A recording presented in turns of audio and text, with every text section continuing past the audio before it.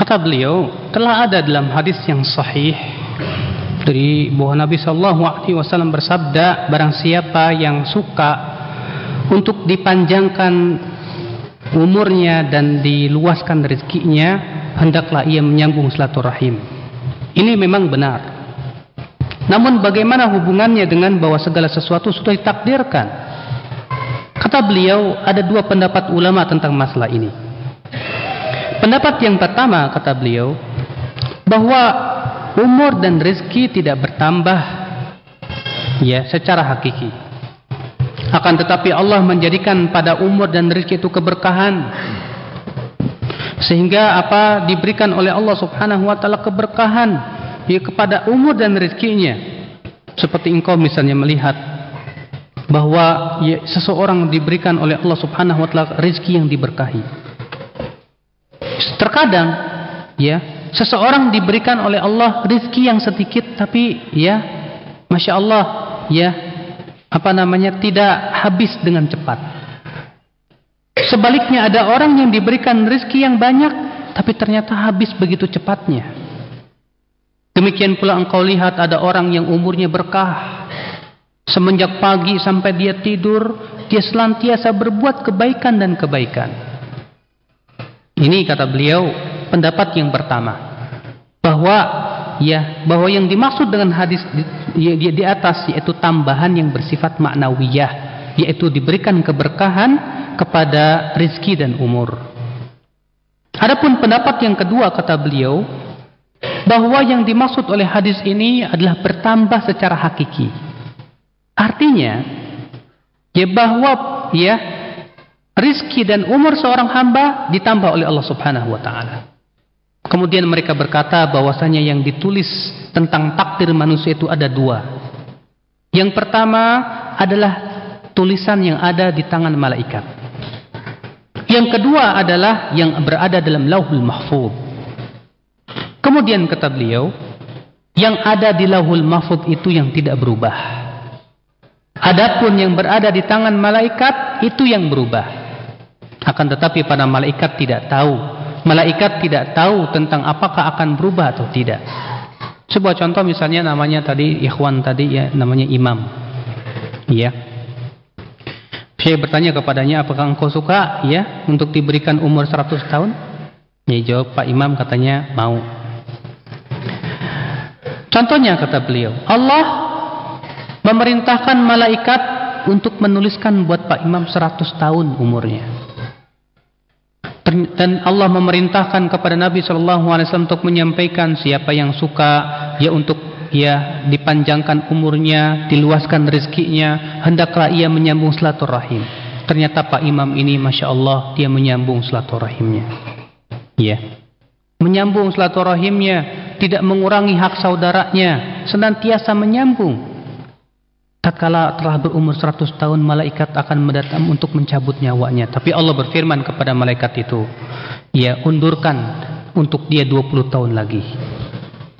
Karena dia yang menyambung silaturahim. Malaikat tidak tahu, kata beliau. Ikhwatul Islam, kemudian kata beliau, ya, jadi ya yang tidak berubah itu adalah yang ada dalam Lauhul Mahfuz. Yang ada di Lauhul Mahfuz itu yang 120 tahun. Sementara yang tertulis di dalam tulisan malaikat itu ada ya ditulis oleh malaikat 100 tahun, yang itu yang ditulis dalam perut ibunya. Oleh karena itu para ulama yang menyebutkan bahwa inilah makna firman Allah, yamhullahu ma yasha' wa yuthbit. Allah menghapus apa yang Allah kehendaki dan Allah menetapkan apa yang kehendaki. Artinya yang dihapus dan yang ditetapkan itu yang ada di tangan malaikat.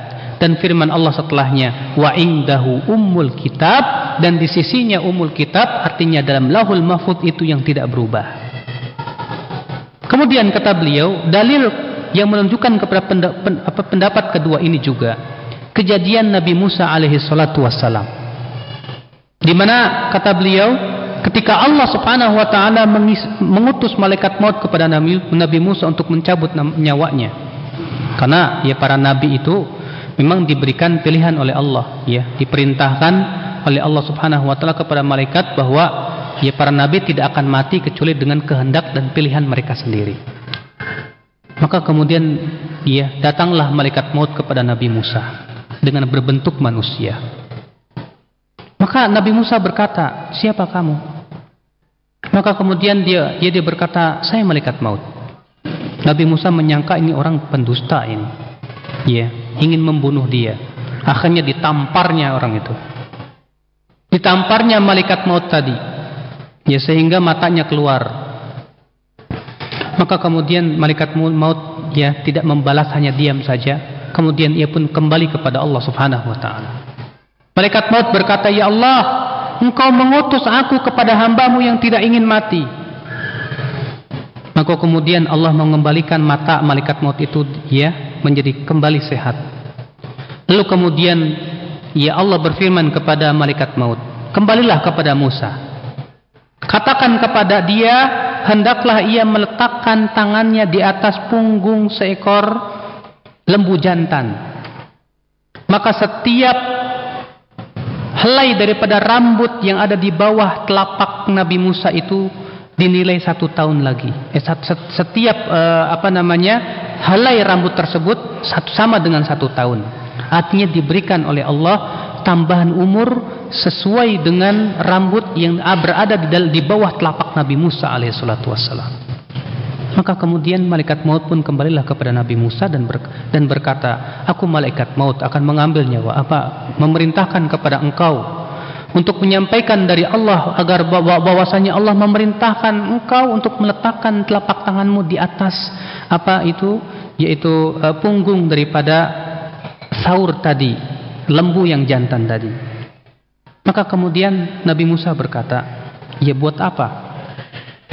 Kata malaikat maut, bahwa yang engkau tutupi dari rambut-rambut lembu jantan tadi, 1 helainya sama dengan 1 tahun lagi tambahan untuk kamu dari umur. Kata Nabi Musa, kalau semuanya sudah selesai, terus apa? Kata ya malaikat maut, ya setelah itu mati. Kata Nabi Musa, kalau begitu sekarang saja aku mati. Lihat ya, Nabi Musa tidak mengetahui berapa jumlah ya rambut yang ditutupi, misalnya kalau beliau meletakkan tangannya di atas punggung daripada lembu jantan tersebut. Oleh karena itu para ulama berkata bahwa ya yang berada di tangan malaikat itu yang bisa berubah, sedangkan yang berada di dalam Lauhul Mahfuz itu yang tidak akan berubah. Kif Syekh? Masuk as'ilah katsira Syekh. Soalan oke yani bagus. Baik.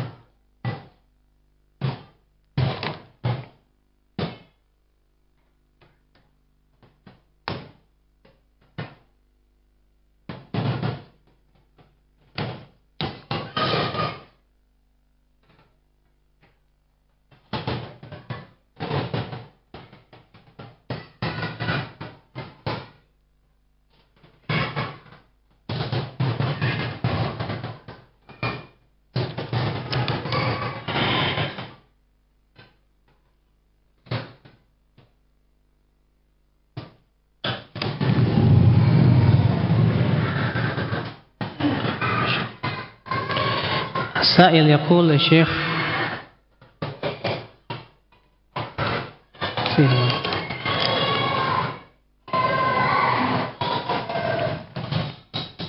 ما نصيحتكم لي كي أستطيع أن أجتنب أمراض القلوب مثل الحسد وغير ذلك من أمراض القلوب جزاكم الله خيرا.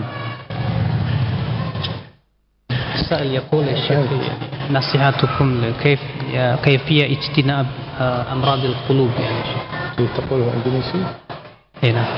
Ada yang bertanya, Syekh, bagaimana nasihat antum agar saya terhindar dari penyakit hati seperti hasad, dengki, dan iri hati? Jazakallahu khairan. القلوب على 3 أحوال. القلب السليم وهو الذي قال الله تبارك وتعالى فيه عن إبراهيم يوم لا ينفع مال ولا بنون إلا من أتى الله بقلب سليم. والقلب الثاني القلب الميت، وهو قلب الكافر، قلب القاسي، الذي قال الله تبارك وتعالى عنهم ثم قست قلوبكم من بعد ذلك فهي كالحجارة أو أشد قسوة، أي أقسى من الحجارة. والقلب الثالث هو القلب المريض، فهو ليس سليما 100% وليس ميتا، وإنما مريض. والمرض يختلف من إنسان إلى آخر، إنسان قلبه مريض 10%، آخر 20%، 30%، 40%، 50%، والناس يختلفون. وهذا المرض ينقسم إلى قسمين: إما مرض شهوة، وإما مرض شبهة.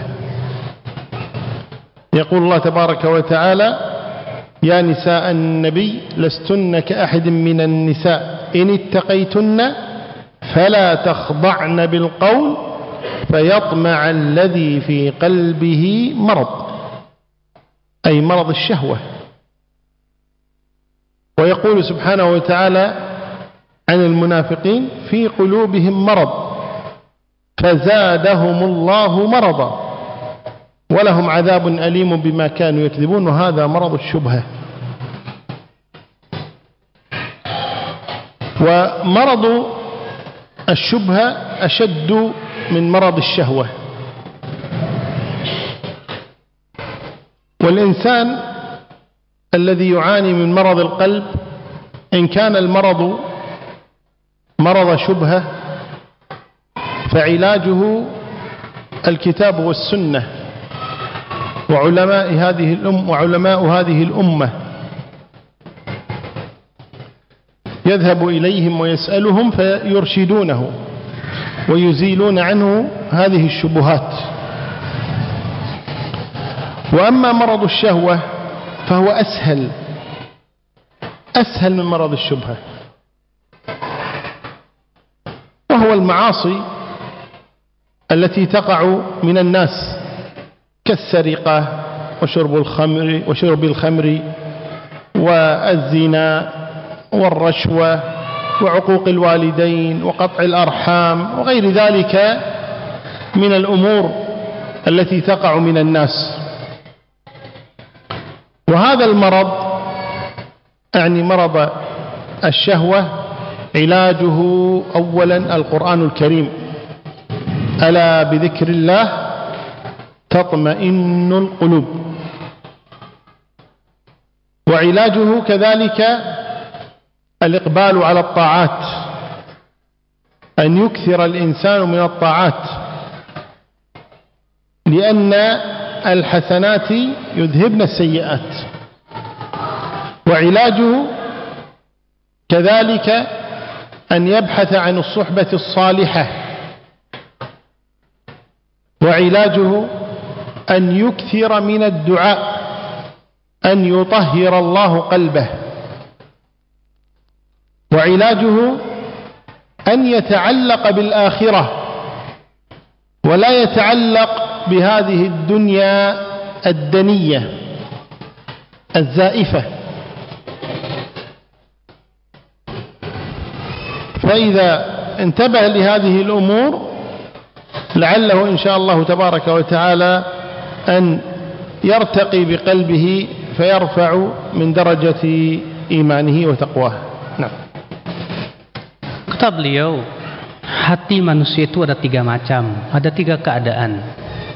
Hati yang selamat dan sehat, yaitu yang ditunjukkan dalam firman Allah kepada Nabi Ibrahim, yauma la yanfa'u malu wala banun illa man atallaha biqalbin salim.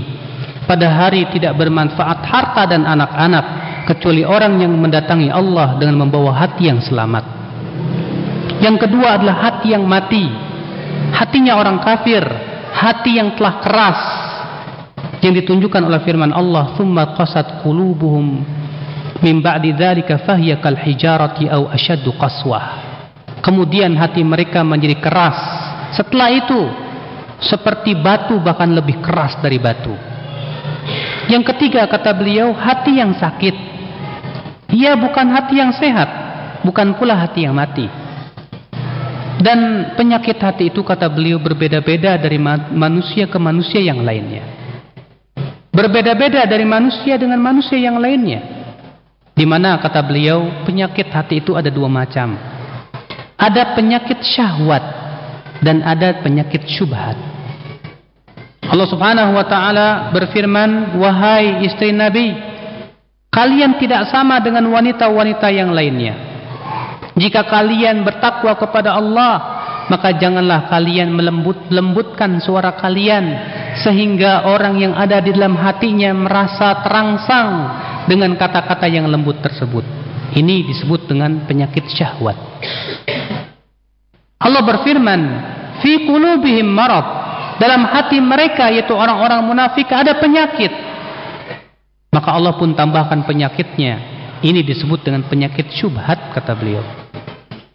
Dan yang harus diketahui, kata beliau, bahwa penyakit syubhat lebih berat dibandingkan dengan penyakit syahwat. Seorang manusia untuk menyembuhkan penyakit syubhatnya, maka adalah dengan Al-Quran dan hadis. Bertanya kepada para ulama, menuntut ilmu dari mereka, ini merupakan obat dari penyakit syubhat. Adapun penyakit syahwat, kata beliau, ini lebih mudah. Ia berupa maksiat, ya seperti pencurian, berzina, ya demikian pula suap menyuap, demikian pula durhaka kepada orang tua, demikian pula memutuskan silaturahim. Ini adalah merupakan, kata beliau, ya penyakit syahwat. Adapun penyakit syahwat, maka ada beberapa obatnya, kata beliau. Yang pertama yaitu berzikir kepada Allah, yaitu membaca Al-Quran. Allah berfirman, "Ala bidzikrillahi tatmainnul qulub." Ketahuilah, dengan mengingat Allah, hati itu menjadi tenang. Di antara penyakitnya, di antara obatnya juga, kata beliau, segera melaksanakan ketaatan. Segera melaksanakan ketaatan. Kenapa? Karena kebaikan itu bisa ya meleburkan berbagai macam keburukan. Innal hasanat yudhibna sayyiat. Kemudian yang ketiga, yang keempat, kata beliau, di antaranya juga berteman dengan orang-orang yang saleh. Memperbanyak doa. Senantiasa hati kita menggantungkan diri dengan kehidupan akhirat.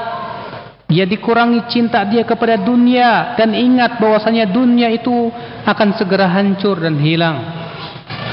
Segera ia mencintai kehidupan akhirat dan berharap hanya kepada Allah Subhanahu wa taala. Maka apabila seorang hamba memperhatikan perkara-perkara ini, insyaallah Allah akan naikkan derajatnya dan Allah akan lindungi ia dari penyakit-penyakit hati tadi. Mungkin Syekh ada akhir soal yang